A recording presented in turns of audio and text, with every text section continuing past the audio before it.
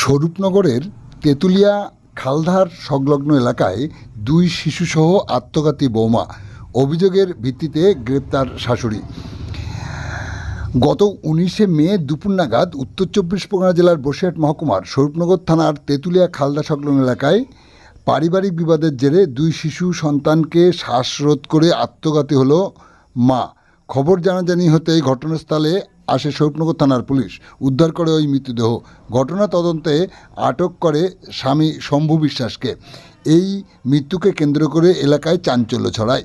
খবর পেয়ে গৃহবধূ অপর্ণা বিশ্বাসের ভাই সুদীপ্তা মণ্ডল স্বরূপনগর থানায় লিখিত অভিযোগ করে।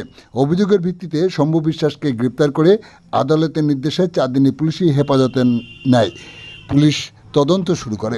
গতকাল রাত্রে স্বরূপনগর থানার পুলিশ ওই ঘটনাকে কেন্দ্র করে মৃত অপর্ণা বিশ্বাসের শাশুড়ি শিখা বিশ্বাস, স্বামী ক্ষুদিরাম বিশ্বাসকে গ্রেপ্তার করে।